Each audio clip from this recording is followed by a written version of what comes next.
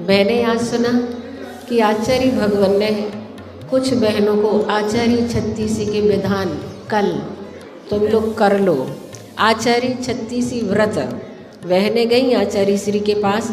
आचार्य श्री कुछ नियम, तो आचार्य श्री ने उनके लिए नियम दिए। आचार्य छत्तीसी व्रत कर लो 36 दिन के। ऐसा करके आचार्य श्री ने कल उनको बहनों को ऐसे नियम दिए। मुझे बड़ी खुशी हुई। आचार्य श्री का ये आचार्य पद दिवस आने वाला है, जो आचार्य भगवान कितने अच्छे से अपने आचार्यत्व का पालन करते हैं और जिनका गुण अपने कर्तव्य के प्रति कितने निष्ठ रहते हैं। आचार्य श्री हम लोगों को कहते हैं कर्तव्य बुद्धि नहीं रखना, कर्तव्य बुद्धि रखना। और ऐसे कर्तव्य बुद्धि से जुड़े हुए आचार्य भगवान शिष्यानुग्रह कुशले, कितनी कुशलता से अपने शिष्यों पर अनुग्रह करते हैं, अपने शिष्यों पर कृपा वर्षाते हैं।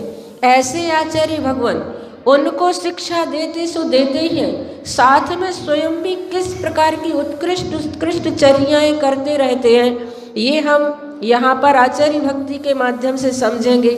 इसमें दिया गया है धारित विलसन मुंडान वर्जित बहुदंड पिंड मंडल निकिरान सकल प्रमाद चरी सकल परिसय रहित जैनहा क्रिया भी रनिशम प्रमादता परिरहितान। आचार्य भगवान के विशेषण यहाँ पर बताए जा रहे हैं। धारित विलसन मुंडान, जिनके मन वचन काय पांचों इंद्रियों और हाथ पैर आदि का व्यापार सब पाप से रहित होता है। मतलब उनकी हर क्रिया, उठने बैठने बोलने आदि की क्रिया पूरी अहिंसा महाव्रत पर टिकी हुई होती है। बोलते हैं तो ऐसा प्रिय बोलते हैं कि सामने वाला गदगद हो जाता है, किसी के मन को किसी प्रकार ठेस ना लग जाए उनके वचनों से।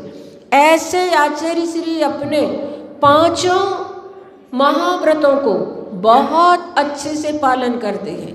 अहिंसा महाव्रत यानी कि इसमें बताया गया हाथ पैर आदि ऐसे नहीं कहीं भी फैला दिए, कभी भी सिकोड़ लिए।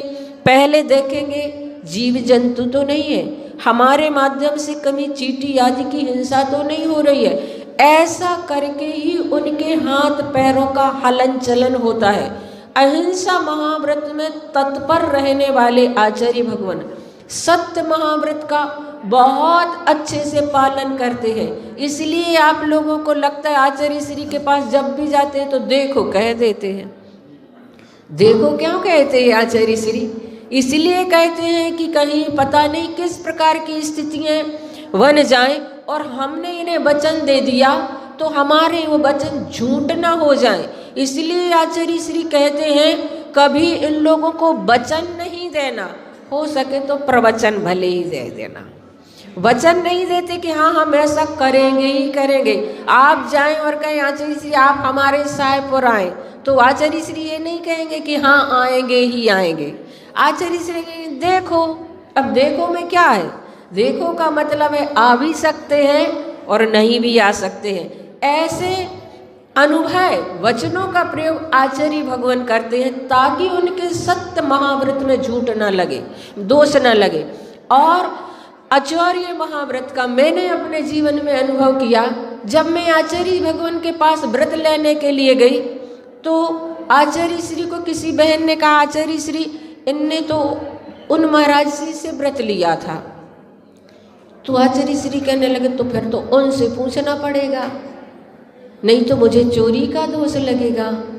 तो फिर हमने कहा आचार्य श्री जैसा आप 1-2 साल का देते हमने ऐसे ही उनसे 1-2 साल का लिया था।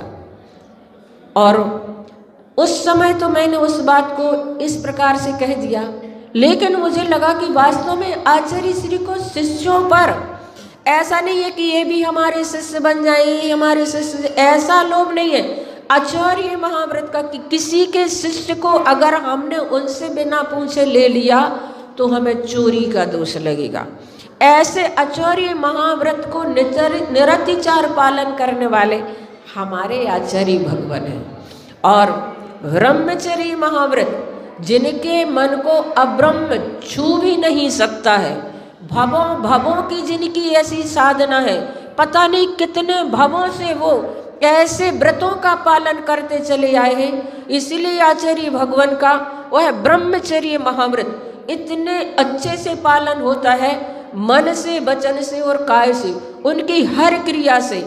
आचार्य श्री कभी हम लोगों के पहले वाले नाम नहीं लेते हैं, ग्रस्त अवस्था के नाम नहीं लेते, ग्रस्तों अवस्था के बहनों के नाम नहीं लेते हैं, और जो उनके रखे हुए नाम है उस नाम को आचार्य श्री लेते हैं। लेकिन उन्होंने वास्तव में अपने ब्रह्मचर्य महाव्रत को ऐसे ढंग से पालन किया है, कभी भी किसी से लेडीज जो होती उनके हाथ से कोई वस्तु लेना देना।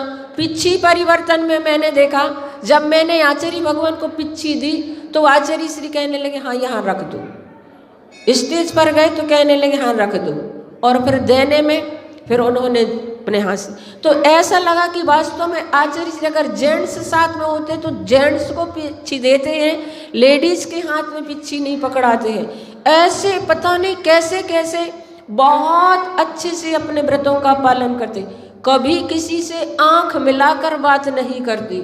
ऐसे उनके ब्रह्मचर्य व्रत में कहीं किसी भी प्रकार से दोष न लग जाए, ऐसे अपने ब्रह्मचर्य व्रत का पालन करते रहते हैं। और उसके बाद परिग्रह त्याग महाव्रत, उनके पास सिर्फ पिच्छी और कमंडलू भर रहता है, जब कभी उठाया और चल दिए। उनके पास बहुत सारी पुस्तकें भी नहीं रहती हैं कि अब इनको बांधना छोड़ना पड़ेगा, वो तो अपने पिच्छी कमंडल उठाए और चल दिए। अभी मैंने इस आत्मानी बेसी में मुनि श्री क्षमा सागर महाराज जी द्वारा रचित ये पुस्तिका, उसमें उदाहरण पढ़ा कि जो वर्णी जी थे, जैनेन्द्र वर्णी जी, आचार्य श्री जब ईसरी में चातुर्मास कर रहे थे तो ईसरी में 83 सन में वो आचार्य भगवान के चरणों में पहुँचे कि मुझे समाधि लेना है, क्योंकि उनकी स्थिति बहुत ज़्यादा नाजुक हो चुकी थी। तो उन्होंने निवेदन किया कि मुझे समाधि लेना है। समाधि का संकल्प नहीं हुआ था, भावना लेकर के वहाँ पहुँचे थे। और दूसरे दिन आचार्य श्री बिना बताए ही नीमिया घाट की परिक्रमा के लिए निकल गए, और निकल गए। अब कब लौट करके आएंगे? शाम हो गई आते आते। वर्णी जी तो बड़े चिंतित हो गए कि मैं क्या करूँगा, मैं तो यहाँ अकेला रह गया, अपने हाथ से कुछ कर धर भी नहीं सकते थे। जैसे ही आचार्य भगवान आए तो उनके आंखों में अश्रु भर आए और उन्होंने कहा आप तो मुझे बिना बताए ही चले गए थे, यहाँ मुझे कौन संभालने वाला था? मैं आपका ही सहारा लेने के लिए तो यहाँ आया हूँ, मैं आपके ही माँ के चरणों में अपनी समाधि को साधने के लिए आया हूँ और आप चले गए। आचार्य श्री एक क्षण के लिए तो गंभीर हो गए उनके वचनों को सुनकर। फिर आचार्य श्री ने मुस्कुराते हुए कहा तुम समाधि लेने के लिए आए हो ना, समाधि तो अपने ही परिणामों से साधी जाती है, मैं तो निमित्त हूँ, परिणामों को तो तुम्हें ही संभालना है, परिणामों को तो तुम्हें ही अपने आप को ऐसा करना पड़ेगा कि कहीं हमारे परिणाम बिगड़े ना, मैं तो सिर्फ निमित्त मात्र हूँ।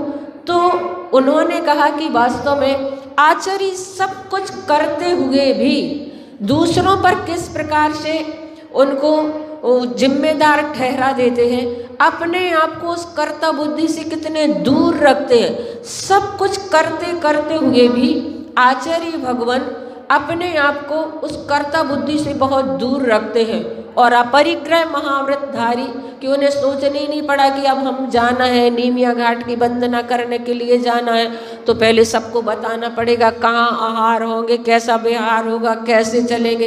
ऐसा कुछ भी नहीं होता है। ऐसे अनिहत बिहारी अपरिग्रह महाव्रत के धारी आचार्य भगवान जब भी हम इस आचार्य भक्ति के कोई भी छंद को उठाते हैं तो हमें आचार्य भगवान ही दिखाई देते हैं। तो यहाँ पर विशेषण दिए गए हैं कि वे 5 पापों से रहित होते हैं, और दूसरा विशेषण दिया गया है वर्जित बहु दंड पिंड बहुदंड पिंड निकरान, यानी कि जो मुनि बहुत गलतियाँ कर लेते हैं, बहुत प्रायश्चित आदि लेने वाले होते हैं, अधिक अपराधी होते हैं, अथवा प्रायश्चित आदि लेने वाले अधिक होते, ऐसे मुनि समुदाय से जो आचार्य सर्वथा अलग रहते हैं,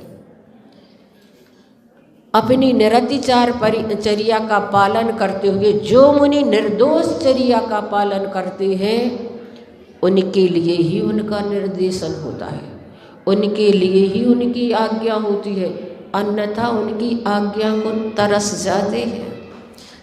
जाते हैं कि कुछ तो कह दें आचार्य भगवान, लेकिन उनके आदेश पाने के लिए, उनकी आज्ञा पाने के लिए शिष्यगण तरसते रहते हैं।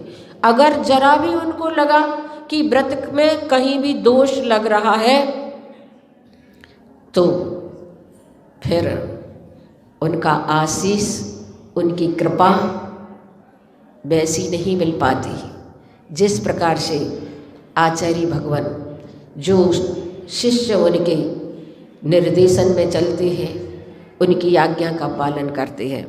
सकल परिसय जहिना, जो तपश्चरण विशेष अनुष्ठानों से अनेक प्रकार के परिसयों को सदा जीतते रहते हैं, विशेष विशेष तपश्चरण चला चला के करते हैं।